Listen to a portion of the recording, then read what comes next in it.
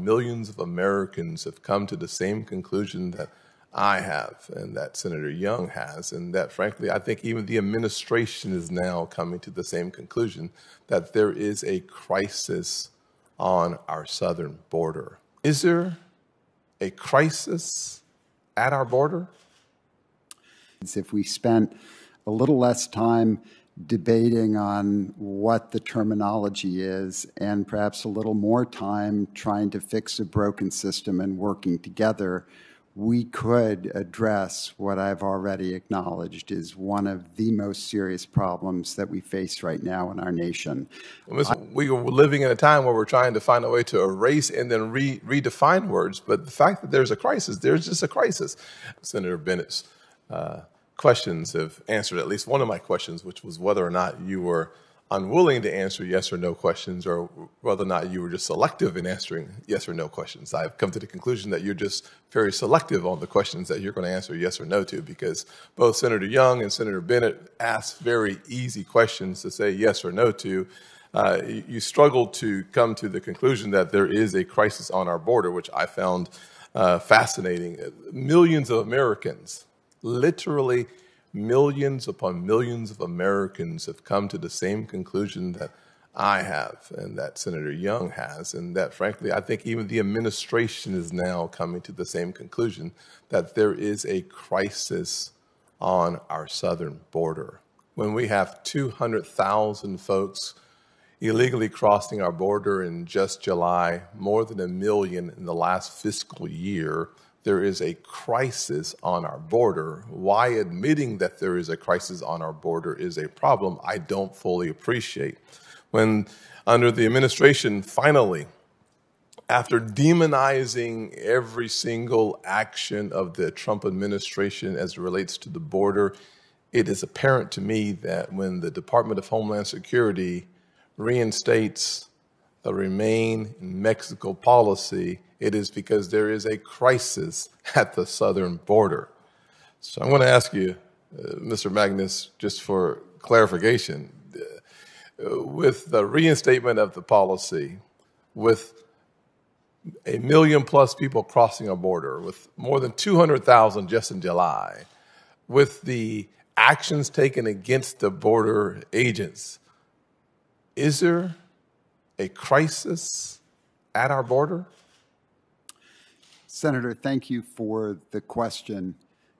But if I might just make the observation that perhaps as a nation and as a group of even electeds, if we spent a little less time debating on what the terminology is and perhaps a little more time trying to fix a broken system and working together, we could address what I've already acknowledged is one of the most serious problems that we face right now in our nation.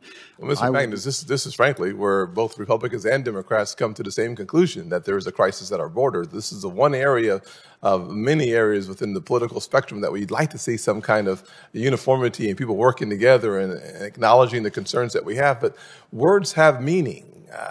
We are living in a time where we're trying to find a way to erase and then redefine words. But the fact that there's a crisis, there's just a crisis. Number one. Number two, when Rodney Scott, the former chief of the Border Patrol, who worked for both President Trump and President Biden, says that the administration is abusing its authority as it relates to paroles, I'll ask you, with over 30,000 released via parole, and so many hundreds of thousands more just released into our communities, do you believe that the administration is abusing their immigration authority?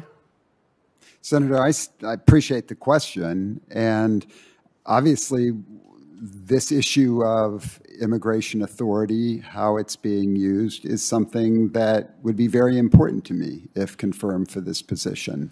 I'm coming into this, obviously, as someone from the outside. My intention would be to learn as much as I can, talk to different parties involved who maybe have very different perspectives on this, learn what I can, and then share that information with those above me. Well, let me just say it this way.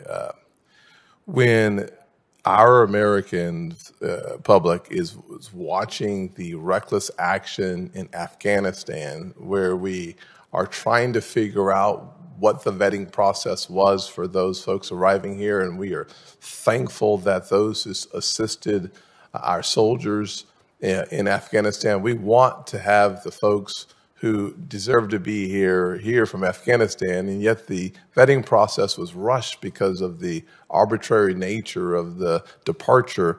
That creates one concern from an immigration standpoint. This exacerbates the situation when you add on top of those concerns for the average American seeing more than 1 million folks come into our country illegally, which is about 20% of all of the citizens in the great state of South Carolina. So you can imagine my concerns that are shared by millions of Americans around this country as it relates to what we're doing on our border and what we're not doing on our border is very concerning. Thank you. I thank my colleagues.